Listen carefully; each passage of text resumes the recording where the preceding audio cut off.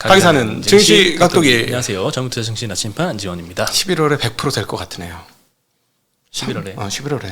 앞으로 2% 이상만 안 빠지면 100%잖아. 어제 말씀드린 통계요. 통계. 네, 11월에 11월에 상승 100% 확률이다. 오른다. 이제 2%만 안 빠지면 100%야. 근데 아직 11월 2일인데 벌써 확신을 하기는 조금 이릅니다. 너무 일일비예요. 이거. 코스닥은 뭐 무려 어제 오늘 어마무시하게 올랐으니, 네. 그러니까 웬만하면은 11월달 플러스 가능성도 있겠는데요. 네. FOMC가 그렇게 그 투자자들 마음을 짓누르고 있었나라는 생각이 들 정도로 딱 끝나니까 막 매수가 쏟아지는 것 같아요. 그러니까 9월달 FOMC 할 때는 안이하게 있다가 깜짝 놀래서 패닉으로 갔고, 그러니까는 그냥 똑같잖아. 걔네 하는 얘기가 뭐 데이터 디펜던트고, 근데 까불지마 세게 금리 인상할 거야. 근데 사실은 오늘은 좀 톤 조절이 되긴 했지만 그 내용상은 변한 게 없어요. 그러니까 가운데 길을 가고 있는데 심리가 떨어졌다가, 그러니까 심리가 괜찮아 금리 떨어질 거야 우리 좋아 이러다가 뭐야 이러니까 깜짝 놀랬다가 다시 괜찮다니까 다시 올랐다가 지금 이거잖아요. 딱 그 산책하는 주인과 강아지 이처럼 주가 흐름은 항상 이렇다는 거 염두에 둬야 되는 부분인 것 같습니다. 항상 이렇습니다. 심리는. 그래도 시장 반등해서 기분은 좋네요. 저는 오랜만에 현금 맛 좀 봤어요. 현금 맛? 주식 팔았어. 아주 조금이지만. 벌써 팔아졌어요? 고점 왔는데 뭐. 올해 고점 근처로 다시 오더라고. 그런 주식들은? 그거는 그냥 뭐 바로 현금화 해줬지 뭐. 그렇죠. 신나. 신나. 현금 맛. 이러면서 현금 하나도 없었는데 얼마 안 됐지만. 네. 그리고 이제 댓글에 그 신한의 불법 공매도 해명하라 이런 이야기가 너무 많아요. 저희가 해명할 주체는 아닌데. 네, 그렇죠. 저희는 공매도 해본 적이 없어서 사실 그 프로세스 정확하게 알지를 못해서 일단 하나하나 한번 체크를 해보면 첫 번째 불법 공매도라 하면 어떤 걸 얘기하나요? 불법 공매도라고 하면 그 공매도를 하는 게 일단 공매도 제도 자체는 합법인데 이거를 규정을 어겨서 매도를 하는 거잖아요. 그렇죠. 네, 예를 들면 뭐 업팅룰 을 지키지 않는다거나, 그렇지. 뭐 이런 것들, 예. 이런 규정을 어기는 거여야 되는데 그 이동채 회장의 주식이 이동채 회장 의사와 상관없이 매도된 사건을 신한의 그 어저께 그 2차전지 위주로 공매도가 많이 나왔기 때문에 그 두 사건을 연결지어서 이동채 회장의 주식은 불법 공매도된 거다. 이렇게 연결이 된 그러니까 잠깐 일이에요, 불법 지금. 공매도라는 건 아까 제가 업팅 룰을 어긴 것이 있고 제일 지금 크게 대표적인 불법 공매도 핵심은 뭐냐면 무차익 공매도잖아요. 그렇죠. 차입을 안 했는데 보통 공매도를 하면 주식을 파는 거를 매도라고 합니다. 네, 공매도. 근데 내 주식이 아니고 남의 주식을 빌려서 매도하는 걸 공매도라고 하는데 이게 뭐 전산상으로 이게 어떻게 딱딱 안 맞으면 먼저 매도를 할 수 있었던 적이 있었던 것 같아요. 예전에 그런 사건들이 있었죠. 일부. 예전에 사건 보면은 차입을 안 했는데 매도가 나가는 거. 그러니까 이게 전산상으로 이거 버튼 누르는 게 있었는데 그거가 확인이 되고 눌러줘야 되는데 눌러진 거야. 내가 보기에는 그걸 악용을 한 것이겠지. 그러니까 불법 공매도겠지. 암만 해도. 근데 일단 불법 공매도라는 증거는 없어요. 일단 공매도는 많이 됐잖아요. 어제도 제가 그 전일 그 공매도 규모를 말씀드렸지만 잠깐 불법 공매도는 그런 거라는 거예요. 업팅 룰을 어기든가 없는데 파는 걸 불법 그렇죠. 공매도라고 합니다. 근데 있는 주식을 파는 거는 그냥 매도. 공매도예요. 그냥 매도죠. 남한테 빌려서 파는 거는. 예. 남한테 빌려서 파는 건 공매도예요. 그리고 그거까지는 이해되시죠? 공매도와 불법 공매도가 이렇게 다른 차이가 있고, 그 다음에 매도한 건 그냥 매도입니다.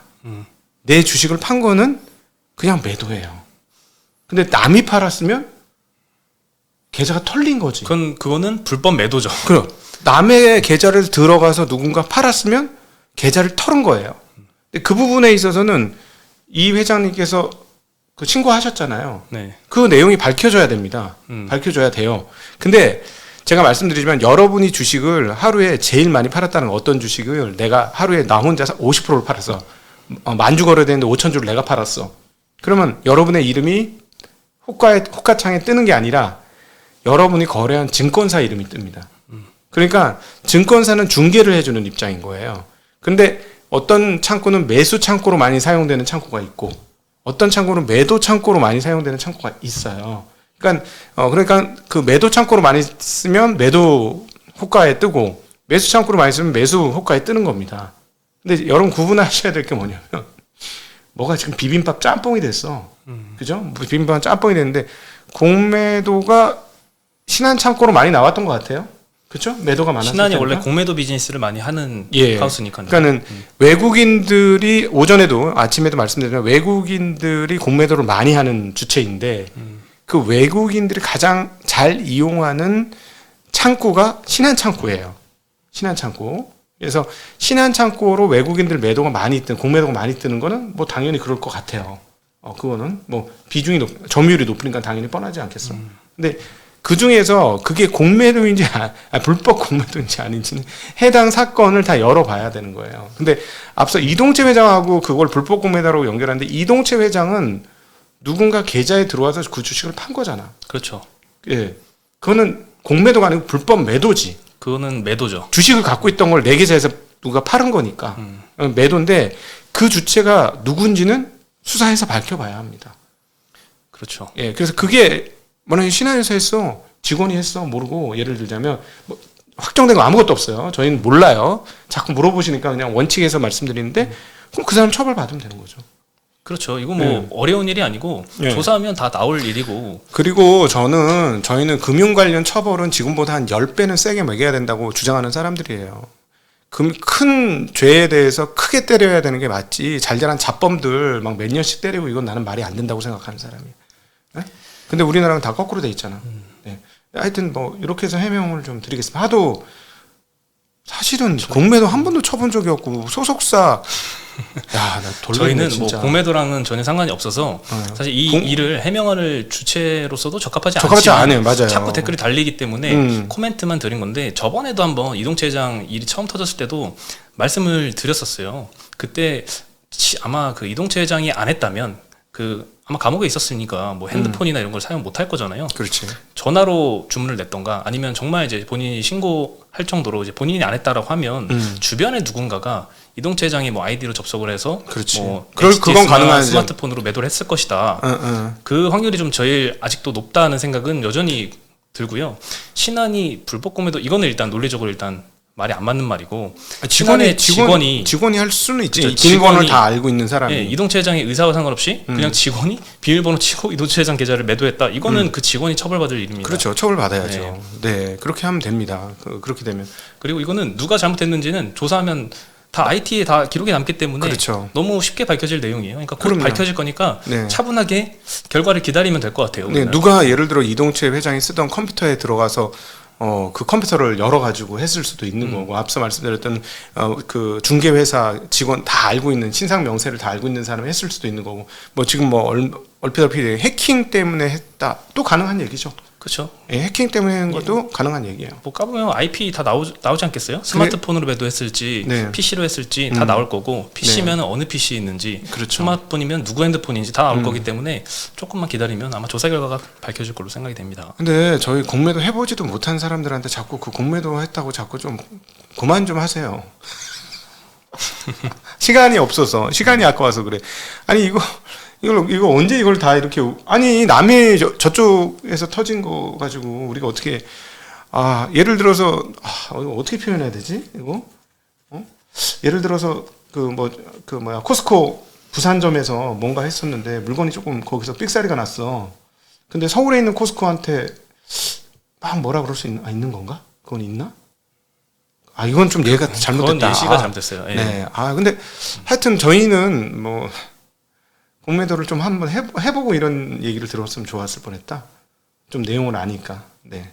내용을 잘 모릅니다. 그렇죠. 뭐 매수하는 거는 괜찮고 매도하는 것도 괜찮은데, 뭐 공매도도 있는 비즈니스니까 뭐 하는 건 괜찮은데 정해진 규정을 지키지 않고 그렇죠. 불법으로 했다면, 공매도도 불법 공매도를 했다면 처벌받을 일이고, 네. 매수할 때도 뭐 시세 조정을 했다면 그것도 처벌해야 될 일이죠. 네, 그래서 지난번에 이제 금감원장님께서 얘기하셨지만은 불법 공매도를 좀 때리시려면 세게 때리세요.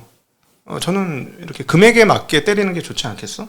예를 들어 뭐 어떤 사람들 뭐 요즘에 사기 뭐 2천억, 3천억이잖아. 근데 손실 확정이 예를 들어서 3천억짜리를 사셨는데 한 300억 정도 됐다. 근데 그 사람 연봉이 1억이다. 그러면 징역 한 300년 때리면 되는 거 아닌가? 난 그렇게 그렇죠. 생각해. 네. 그렇게 합리적으로 그렇게 갑시다. 저는 그렇게 찬성합니다. 네. 예. 알겠습니다. 여기까지만 하도록 하죠. 시간 다 나갔어 벌써. 오늘은 이게 장도 좋았고 이게 중요한 이슈들은 많지 않아요. 그래가지고 오늘 딱 시기가 좀 적절했던 것 같습니다. 네. 네, 오늘 코스피는 1.8% 상승, 코스닥은 4.5%나 상승을 했습니다. 네.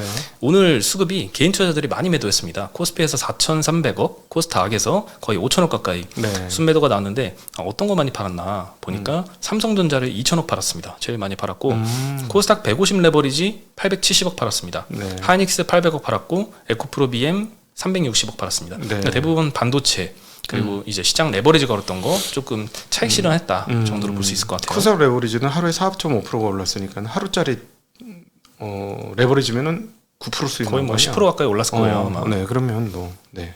이해가 되는 대목이네요. 네, 차익 실현했거나 아니면 뭐 손실 규모를 좀 줄였거나 네. 했겠죠.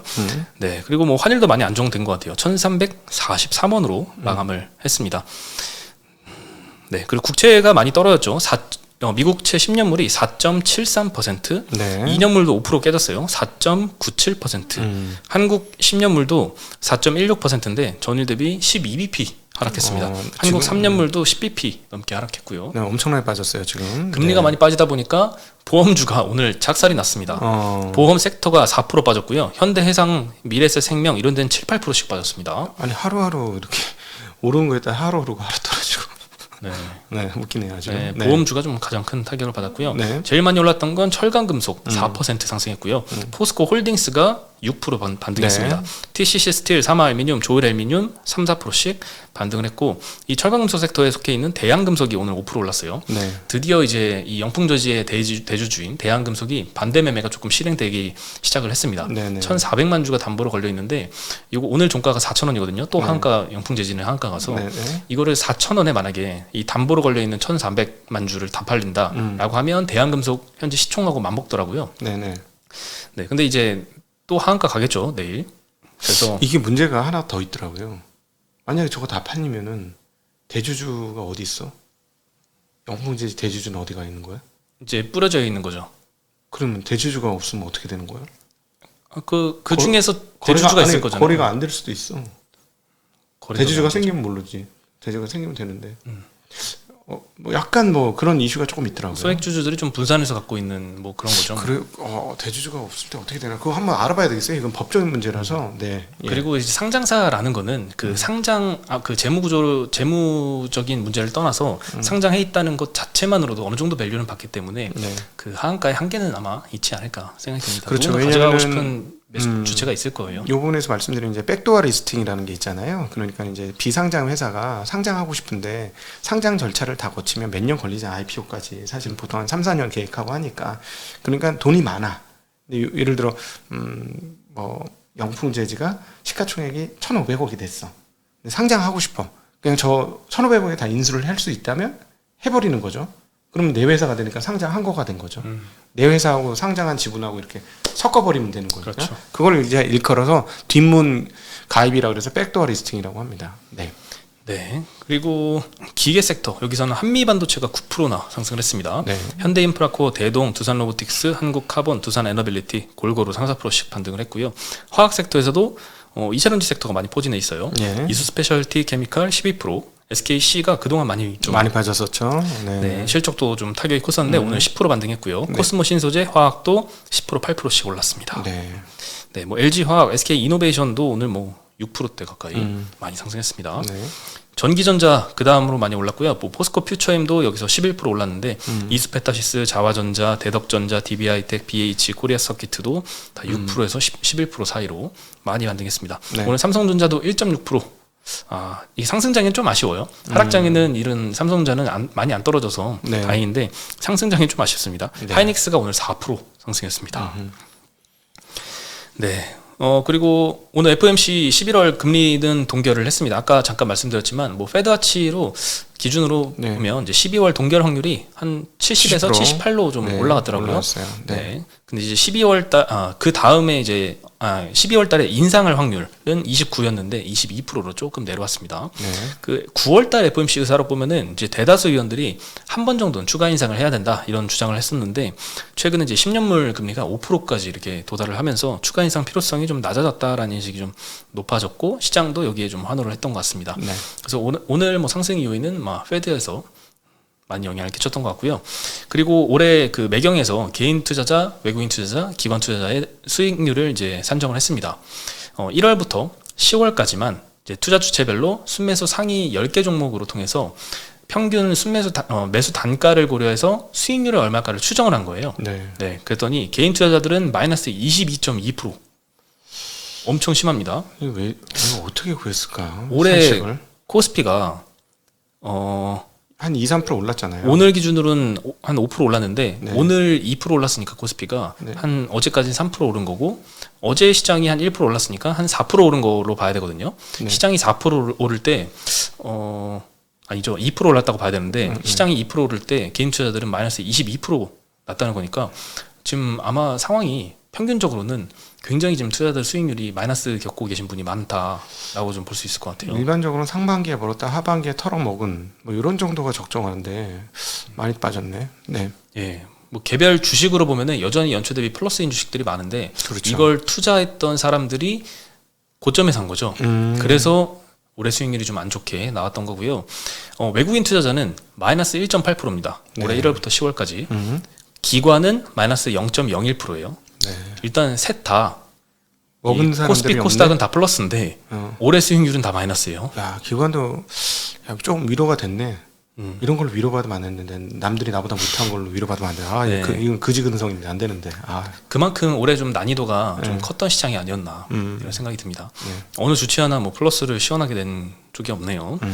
네, 개인 투자자들은 그러면 도대체 외국인 기관은 보합일 때 왜 이렇게 20% 넘게 손실이 받냐? 예. 제일 많이 매수한 종목들 보니까 포스코홀딩스가 제일 많았습니다. 11조 원 넘게 순매수를 했고요. 이 종목으로 수익률은 마이너스 13.6% 기록을 했습니다.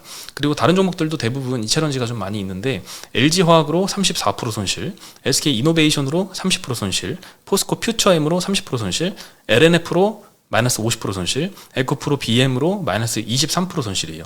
그러니까 아까도 말씀드렸지만 개별 종목으로는 올랐는데 이걸 고점에 잡아서 떨어졌던 게 예를 들면 포스코 퓨처엠 올해 연초 대비해서 뭐 10월 달까지만 계산해서 한 20%대 상승을 했거든요. 네. 그런데 여기 투자한 투자자들을 평균 내 보니까 마이너스 30% 수익률을 겪고 있다.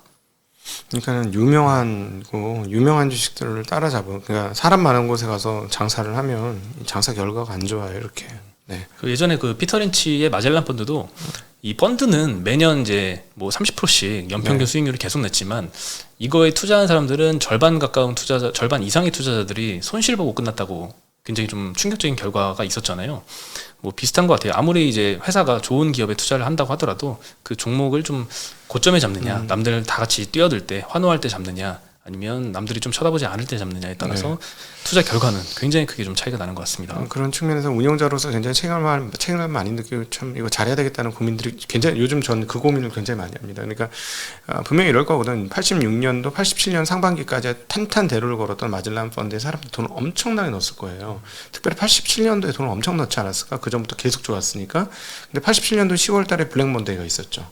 하루에 22% 빠졌는데 피터 린치가 하는 거는 중소형주들도 굉장히 많고 종목이 많았기 때문에 아마 이 지수가 22% 빠지면은 개별 종목 단에서 50%씩 빠진 게 속출했을 거예요. 거기 가격 제한폭도 없으니까. 그럼 뭐 평균 손실 뭐 30에서 40%막 이렇게 터졌으면 그분들은 거기서 매도하고 끝나신 분들도 있을 거고 중간에 반쯤 회복해서 터신 분도 있고 본전돼서 터신 분도 있을 거란 그렇죠. 거지. 그러니까 그 기다렸다가 2년 뒤에 그 피터 린치가 관뒀죠. 왜냐하면 딱 2년 뒤에 복구해놓고 관뒀거든. 왜 그만뒀을까 하는데 난 이해가 되더라고 그 심정이. 87년도 여기 돈 넣어야 되는 돈이 빠져나가. 그때 환장하지 한번. 회복하는 과정에서 기다리면 회복할 수 있는데 돈 빼지. 또 2번 환장하지. 그러니까 이를 악물고 플러스 딱 내놓고 나 더 이상 안 해. 끝내버려. 내가 뭘 아쉬워서 이 스트레스를 받아고 안 해. 나 오래 살아야 되고 우리 아버지 빨리 돌아가셨는데 나 이러다 빨리 죽을 것 같아. 그러니까 애들하고 놀아야 돼. 이러고 그만둔 거지 뭐. 89년도인가 그만뒀어요. 네, 현직에서. 네, 최근에도 근데 인터뷰를 한 번씩 하시더라고요. 아, 투자는 하고 있을 거 아니야. 아, 자기가 뭐 그냥 혼자 하는 거지. 자기 돈으로 월급 많이 받았을 거 아니야. 우리나라하고는 급이 다르잖아요. 네. 그렇죠. 네.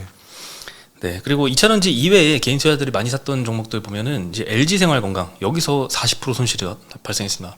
아, 이건 이해갑니다. 주가가 워낙 많이 빠졌던 기업이기 때문에. 우리 영상을 안 보신 분들이야. 그래서 증시각도의 TV 보시는 분들이 조금 더 많아졌으면 좋겠어요. 이런 일 안 당하려면. LG생과는 진짜 경고 진짜 많이 했는데. 예. 네, 그리고 이제 반도체 소식인데요. 어제 디램 익스체인지가 디램 가격 반등 발표를 하고 어제도 반도체가 많이 올랐는데 오늘도 좀 많이 올랐죠. 올라야 돼요. 지금 10월 달에 99억 달러가 78억 달러인가 80억 달러로 줄었어. 예. 네, 그리고 어제 이제 하이투자증권에서도 좀 안 좋게 전망했잖아요. 네. 지금 당장 이제 반등은 하겠지만 연말부터는 반도체가 네. 다시 꺾이는 거 준비를 해야 되는, 내년 중순부터는 이제 꺾일 거다라고 이야기를 했는데 뭐 염두는 해두겠습니다. 그리고 오늘 키움증권 리포트가 나왔는데 PC 수요 개선과 디램 공급 축소 영향 때문에 PC OEM 업체들이 구매 의향이 크게 개선되기 시작했다라고 합니다. 네. 공급 업체들도 공격적으로 가격 인상을 시도하고 있다라고 하네요. PC 수요가 좀 빠르게 개선되고 있는 모습은 포착이 되고 있는 것 같습니다. 네. 일부 DDR5 제품은 10월 한 달 동안 15에서 25% 수준의 가격 급등을 보였고요. 11월 이후 PC 드램의 평균 가격이 추가 상승할 가능성이 높다라고 전망을 했습니다. 네, 그리고 모바일 드램 이쪽도 좀 굉장히 좋은 것 같아요. 화웨이와 애플 간의 이제 휴대폰 경쟁 심화와 재고 부족이 겹치면서 완벽한 공급자 우위 시장이 돌아섰다. 너무 좀 좋게 보는 거 아닌가? 라는 생각이 들 정도의 코멘트인데요. 일단 내년도 1분기도 좋을 거다라고 합니다. 일단 비수기인데요. 디램 가격은 그래도 추가 상승할 것이다. 네. 아주 좋게 보고 있고 대부분의 하우스들이 아주 좋게 보고 있습니다. 어제 하이투자증권은 조금 그래서 겁나. 소수의 의견이죠. 너무 좋게 다들 보니까 좀 겁나. 그게 예. 염두는 하고 있어야 될 것 같아요. 너무 다들 좋게 보는 거 아닌가. 네. 안 좋게 봐야 좀 그래 나만 좋게 보는구나. 나 또라이인데 그래 내가 이러면 맞지. 뭐 이런 게 있는데 다 좋게 보니까 먹을 거 없는 거 아니야? 뭐 이런 생각이 좀 들어요. 네. 1년 전에 이제 이베스트에서 좀 남들과 다르게 좀 굉장히 안 좋게 봤잖아요, 혼자. 그렇죠. 그래서 좀 약간 아웃사이드였는데 그 전망이 제일 잘 맞아가지고 인싸됐지. 좀 쇼킹했었죠. 예. 네. 근데 이제 또 그런 상황이 발생하지 않길 바라는데 염두는 해야 될 근데 것 어쨌든 같습니다. 수출입은 10월 달은 안 좋았습니다. 네. 네. 그리고 이제 권영수 LG엔솔 부회장이 1일 어제 배터리 산업의 날 행사에서 인터뷰를 했습니다. LFP 양산 26년도 이후에 하는 걸로 우리가 다 알고 있었잖아요. 네. 요거를 열심히 해서 앞당기겠다라고 합니다. 장비 반입하고 이제 건물 짓는데 시간이 걸리긴 하지만 이 LFP는 예전에 생산 경험이 있기 때문에 기술적으로 어려울 건 없다라고 언급을 했고요. 충분히 그럴 것 같습니다. 네, 이제 다만 이제 전기차 수요 둔화 우려가 요즘에 계속되고 있잖아요. 여기에 대해서는 네, 어느 정도 인정을 하는 것 같아요. 아이오닉 5, 6 1,400만 원 할인. 1층에서 보고 왔어. 1,400만 원 할인. 자체 할인 300 몇십만 원, 정부 할인 900 몇십만 원에서 1,400만 원인가 할인이 있는데. 그래서 얼마? 1,200인가 1,400. 그래서 얼마에 살 수 있어요? 그건 모르겠어. 하여튼 할인이 그렇게 크게 나와요. 요즘에 좀 할인폭이 커졌네요. 그거 보고 좀 등골이 좀 못 사겠어. 다른 거 전기차 플랫폼에서 만든 거 말고 다른 거 있잖아요. 코나인가? 그거는 1,100인가 1,200 할인. 할인폭이 너무 크더라고. 보통 이제 독일 외제차들이 1,000만 원 정도 이렇게 할인하고 이런 거는 좀 많이 있었거든요. 예전에 연말에. 네. 근데 이제 국산차가 그 금액대가 좀 낮은 차가 그 정도에 1,000만 원 이상의 막 할인을 하는 거는 좀 처음인 것 같아요. 갑자기 암울한 생각이 하나 떠올랐던 건 뭐냐면 전기차 싸구려 차야 이런 인식이 생겨버리면 사람들이 잘 안 사잖아. 저는 근데 전기차를 지지하는 입장이기 때문에 전기차를 사야 돼. 그 부분 살짝 우려돼요. 전기차가 싸구려라서라기보다는 아직 우리나라에서 좀 인프라가 끌기가 불편하고 그리고 일단 가격대가 너무 비싸기 비싸요. 때문에 네. 그것 때문에 좀 수요가. 근데 전기차 훨씬 편해요. 충전하실 때만 있으면 제가 타보고 있는 입장에서 전 내연기관 절대 안 가요. 너무 편해요. 네. 저는 지지합니다. 네. 네. 어쨌든 이제 4분기에는 미국의 임금도 좀 많이 인상됐고 이제 업체들이 좀 받아들이고 있잖아요. 자동차 업체들이. 그리고 전기차 수요도 좀 감소되고 있기 때문에 전기차 판매를 줄일 수밖에 없을 것이고 대체로 좋지는 않을 것이다라고 이제 LG엔솔 부회장은 언급을 했습니다. 네. 저 오늘 버스 타고 왔다 갔다 했는데요. 하이어라는 버스가 있더라. 요즘에 많습니다. 하이어는 우리나라 거 아니죠? 요즘 전기 버스였어요. 요즘 차 타고 다니면 주변에 버스 보면 대부분 뒤에 이제 연기 나오는 구멍이 없어요. 그러니까 자세히 봤거든. 자세히 봤는데 이 플라스틱 마지막 마감재가 너무 조잡하더라고. 디테일하게 보셨네요. 왜냐면은 그냥 굴러가기는 잘 굴러가요. 굴러가기는 잘 굴러가는데 자 이렇게 봤는데 중국 글자 있나 하고 막 찾는데 중국 글자 한 개도 안 보여. 그러니까 싹 없앴는데 근데 어쨌든 잘 굴러가요. 굴러가기는. 이거 가격이 싸면 계속 이런 걸로 넘어가겠구나. 이게 LFP와 중국의 무서움이구나. 이런 걸 많이 느낍니다. 네. 그 마지막으로 이제 화장품, 글로벌 화장품 소식 전해드리면요. 에스티로더라는 회사가 있죠. 저는 이제 주가는 처음 봤는데 이 회사 엄청나게 많이 빠졌더라고요. 일단 최근에 실적 발표를 했는데 7, 8, 9월 실적 발표했는데 매출은 10% 전년 대비 감소했고요. 순이익이 90% 줄었습니다. 네. 그래서 어저께 주가가 19%나 급락을 했어요. 하루 만에. 네. 21년도 말에만 해도 그때 주가가 고점 찍었을 때 360달러였는데 어제까지 3분의 1 토막 났습니다. 네. 근데 어제 20% 추가 하락을 해서 104불로 마감을 했어요. 네. 360불이었던 게 104불로 거의 네토막 났네. 예, 2년도 안 돼서 이렇게 많이 좀 하락을 했네요. 원인 보면은 이제 중국 매출 부진이 좀 가장 크게 영향을 끼쳤던 것 같습니다. 네. 중국 매출에서도 한 40% 비중은 공항의 면세 매출인데 이 면세 매출 전망을 또 CFO가 어제 안 좋게 얘기했더라고요. 네. 네, 여행 소매업이 이전 수준으로 돌아갈 것으로 기대하지 않는다. 네, 그리고 중국도 안 좋지만 매출 비중 30% 정도는 이제 유럽, 중동, 아프리카 매출인데 여기가 전년 대비 26% 하락을 했어요. 네. 그러니까 뭐 중국뿐만 아니라 여러 주요 매출처들의 매출 비중이 좀 많이 줄고 있는 상황입니다. 24년도 가이던스 하향을 했습니다. 네. 매출 전망을 원래 5에서 7%는 성장할 거다라고 생각을 했는데 마이너스 2% 역성장하거나 성장해도 플러스 1% 정도 할 것이다 라고 네. 전망을 좀 하향을 했고요. EPS 전망치는 하단을 3.5불 정도는 나올 거다 했는데 2불로 내렸습니다.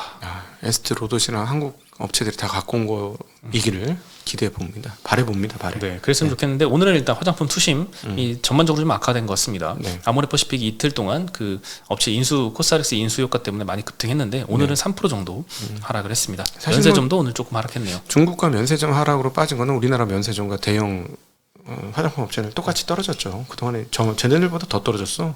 NG생고는. 네. 네. 마지막으로 이제 M&A 이슈인데요. 송원산업 이게 이제 대주주가 지분을 팔려고 합니다. 네. 뭐 S51, 미국의 SI그룹, IMMP, 신펫 그리고 국내 모 기업 이렇게 5개 업체가 적격 인수 후보로 선정되었다라고 보도가 났고요. 뭐 이제 실사 준비해서 12월 초까지 이제 실사하고 본입찰 한다고 합니다. 근데 이게 대주주가 보유한 지분이 한 36% 정도 특권자 포함해서 있는데 인수대금으로 3천억 중후반을 요구했다고 합니다. 그러면 시총 개념으로는 전체는 한 1조 원 정도 밸류를 요구하고 있는데 현재 시총은 4천억 초반입니다. 네. 그러니까 2배 이상의 경영권 프리미엄을 지불을 해야 되는 셈인데 과거에 보면은 이제 주가가 많이 올랐는데 최근의 추세는 몇 번 말씀드렸지만 대주주 것만 사고 나머지는 삼자배당 유상증자 때려서 헐값에 훔쳐가는 거 아니냐 이런 네. 우려가 좀 계속 내리 남아 있는 것 같아요. 그래서 이제 아주 똑똑해졌어요. 투자자들이 그걸 알아서 주가가 안 올라. 네. 대주주의 나라야. 대주주 아니나 우리는 개돼지인가? 아씨 개털이야 개털 진짜. 네. 예, 그래서 오늘 송원산업도 1.8%밖에 주가가 안 올랐어요. 참 미쳐버리겠다. 최근에 진짜. 또 DNF가 있었죠. 네, DNF도 주가가 18,000원인데 대주주 거 48,000원에 사겠다라고 발표를 했는데 네. 주가가 오히려 빠졌어요. 네, 그러니까 이런 게 다 대주주 것만 사주고. 그러니까 이것 좀 바꿔주세요. 진짜 홍성국 그 의원이 책을 냈더라고. 최근에 수축사회 옛날에도 지으셨던 분이잖아요. 대우증권 리서치 센터장에 사장하셨던 분이시잖아요. 그래서 제가 그 출판사에 연락해서 저 한번 여기 모시겠다고 했어요. 나 그때 살짝 그거 물어보려고. 의원님 왜 그런 거 왜 안 하세요? 그거 해주시려고 들어가신 거 아니에요? 이렇게 한번 해보려고. 업계 선배님이신데 그런 거 좀 해주시지. 뭐 성사가 되길 바라겠습니다. 네, 그렇게 해서 옆으로 쿡쿡 찔러봐야지. 이런 거 좀 없어요. 이거 좀 바꿔주세요. 좀 저 힘들어 죽겠어요. 이러면서.